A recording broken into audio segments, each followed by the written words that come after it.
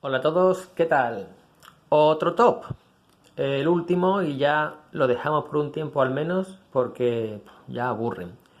En este caso vamos a hablar de las 5 obras del universo de Superman, no propiamente del personaje de Superman, que a mí más me gustan y más disfruto. Son obras o bien que profundizan en la psicología de personajes secundarios de la serie, o bien que toman el concepto de Superman y lo llevan por otro lado, mucho más diferente al típico de pijameo. La primera es una obra por la que aún hoy día tengo cierta contradicción, pero me gusta. Superman es un pájaro.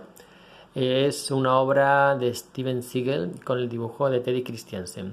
Esto se puede considerar como una obra, una gafapastada de libro, o sea, brutal. Pero el caso es que si omites el clickbait, claro, haciendo referencia al personaje cuando no aparece ni es una historia de Superman ni realista ni nada, y superas el dibujo, que a mí, yo soy un fan de Christiansen desde que lo descubrí en una especie de, no es un Elseworld, no es un What If, se llama Superman y la bomba de la paz. Es el único cómic de Superman que se ha hecho fuera de Estados Unidos, en Europa. Es un cómic danés. Y fue donde conocí a este Christiansen, que luego me maravilló en Grendel Tales, y que aquí me decepcionó un poco porque el dibujo, bueno, ya lo veis. La historia nos cuenta la historia en primera persona de Steven Seagal. Steven Seagal es un guionista americano que durante los 90 y 2000 tuvo cierto predicamento. Eh, Tuvo muchísimo éxito con la serie Sandman Mystery Theater, y también hizo cosas como The Dreamings, pero rápidamente pasó al cómic superheroico y allí no terminó de cuajar. No, yo no he leído nada suyo en condiciones hace muchísimo tiempo. Aquí nos cuenta una historia muy personal, basada en su propia familia, en la que él tiene que enfrentarse al momento en el que le piden que guionice Superman, en un momento en el que ha descubierto algo sobre su familia, sobre su padre está perdido, no saben dónde está, tiene que buscarlo. Muestra cómo se separó de su familia y cómo la llegada de ese encargo para hacerse guionista del personaje, uno de los personajes más importantes de la industria, pues le produce rechazo.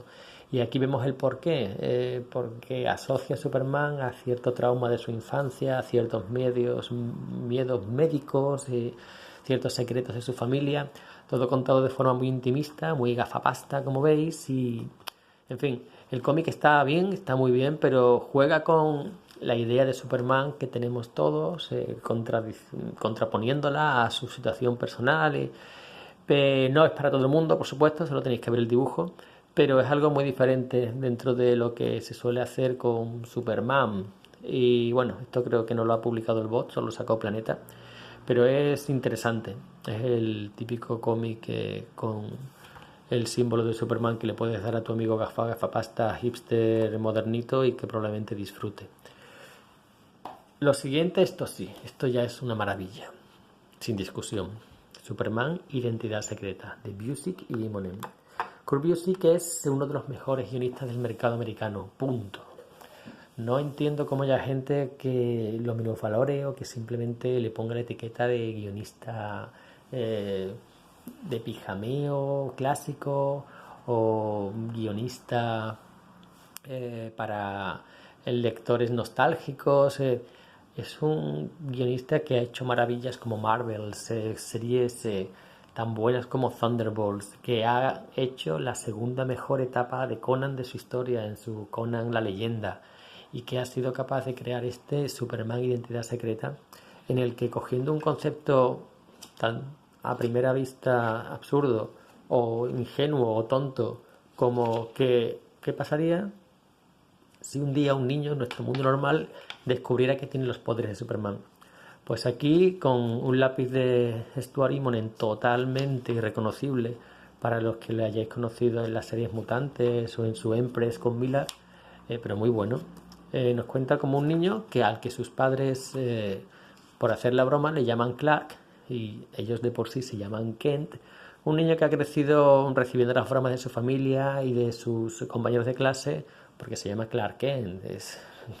Recibe juguetes de Superman, libros, incluso un disfraz. Y él en verdad odia el personaje, porque él es un chico normal que vive en un pequeño pueblo, Smallville también, en fin, todo está hecho para que su vida sea una broma. Y un día descubre que puede volar, no sabe por qué, no nos lo explican en el cómic en ningún momento por qué ocurre esto. Y aquí es como alguien así, ¿qué hace con esos poderes? Estamos en un mundo real, no fantasioso, no hay pijamas, no hay... Pues cómo se enfrenta a esta situación, cómo en un primer momento decide asumir el mando de su personaje, pero después se da cuenta de que eso es ridículo, y cómo lleva una vida normal, estudiando, trabajando, buscando, teniendo una pareja, hijos, pero a la misma vez esas habilidades le hacen de alguna manera convertirse en un héroe. Pero todo desde un punto de vista realista, con los pies en el suelo, en fin, muy alejado de un comic book, que a fin de cuentas es lo que es.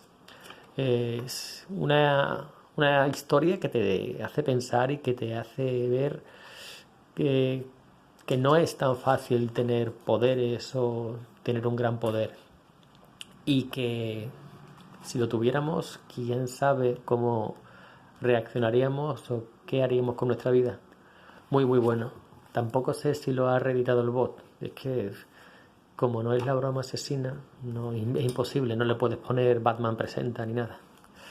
Bueno, esto, para mí, una de las historias favoritas de Superman y sin duda el mejor guión que hizo John Byrne en su vida. Mundo de Krypton, yo lo tengo en esta edición de Norma Editorial con sobrecubierta. Es una obra de John Byrne en su etapa a principios de los 80, cuando se hizo cargo del personaje después de las crisis en Tierras Infinitas. Y Mike Mignola, un Mike Mignola mucho más luminoso y muy diferente al que hoy conocemos por Hellboy. Aquí nos cuenta el pasado de los personajes, el pasado de los antepasados de Superman, es decir, los antepasados kryptonianos de Kal-El.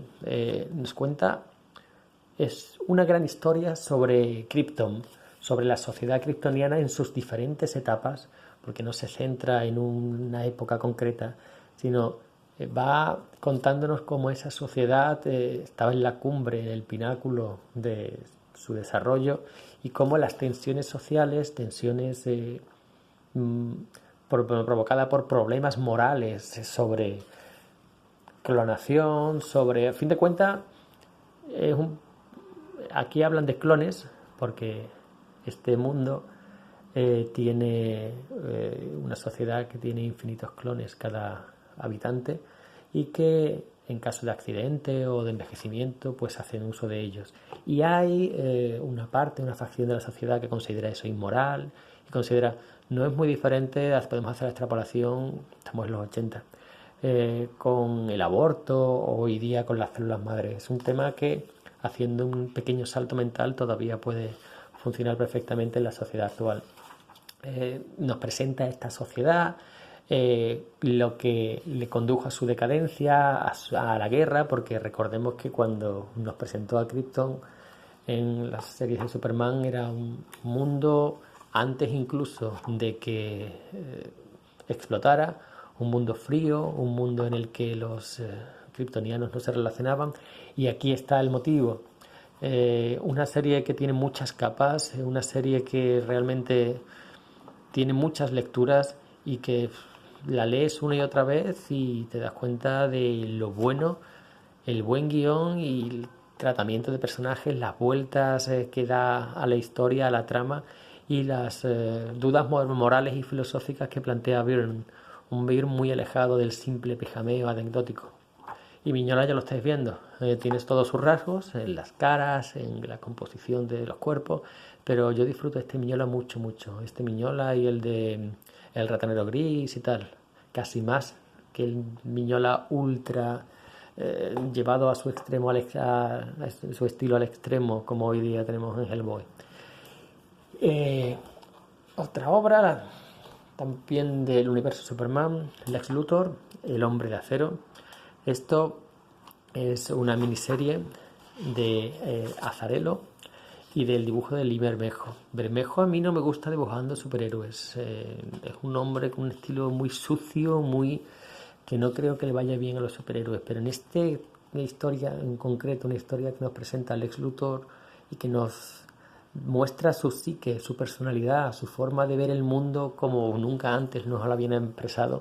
Es un hombre que no es malo, no es un supervillano per se, es un hombre que se preocupa por la gente, por sus trabajadores, pero que a la misma vez no duda en destruir a esos trabajadores al mismo al que ha ayudado a darle una plaza, una educación para su hijo. No dudaría páginas después en hacer algo que ponga en peligro su vida o la de sus seres queridos, porque él está convencido de que hace lo correcto y simplemente no se preocupa de las cosas pequeñas.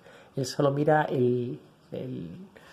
la imagen grande, the big picture, y los pequeños detalles como las vidas de la gente, las vidas de los que le rodean o de los que le aman, para él o no se da cuenta o las considera poca cosa o anécdotas. Aquí crea a un personaje que crea algo bueno, crea a un ser que puede ayudar a la humanidad pero de nuevo lo crea por los motivos equivocados y de nuevo está dispuesto a sacrificar todo lo que ha conseguido para su fin último, que no es otra cosa que el fin de Superman. Una muy buena historia, ya digo, el dibujo no me acaba de convencer en otras obras de este autor, pero aquí muy sucio, muy terrenal, está muy bien. Esto lo tenéis en múltiples ediciones de Planeta. El bot lo ha sacado también individualmente dentro de esa serie que se sacó del manga de Maldad Suprema o algo así, y también en el coleccionable que es el que tengo yo.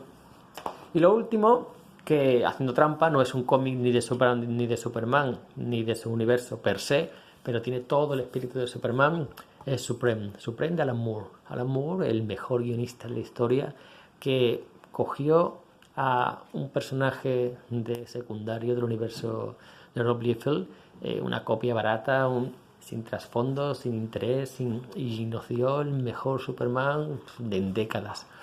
Un Alan Moore que no destruye nada, coge la primera página y nos hace ver que todas las aventuras que han tenido lugar antes han tenido lugar en una especie de mundo falso, no la auténtica Tierra, y Supreme, después de darse cuenta de eso, pone rumbo a nuestro planeta y llega después de muchos años.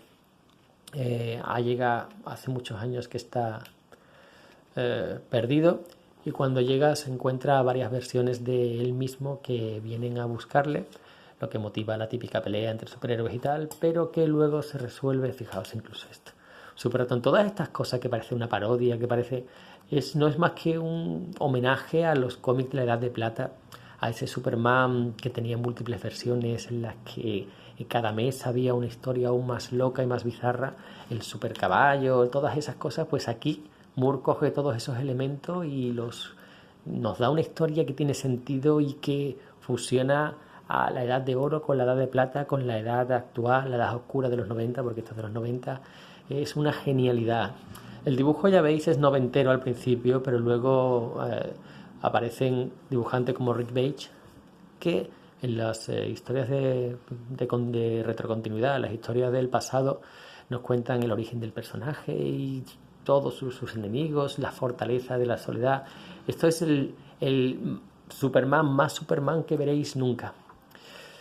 Y bueno, no solo Superman, aquí mete a la Legión de Superhéroes, a la Liga de la Justicia, mete a Batman, mete un montón de trasuntos, pero todos con un nivel de guión, una imaginación, unos conceptos geniales. Y bueno, eso es todo. Con esto dejamos los tops por un tiempo y ya veremos qué hablamos la semana que viene. Nada más, un saludo y hasta la próxima.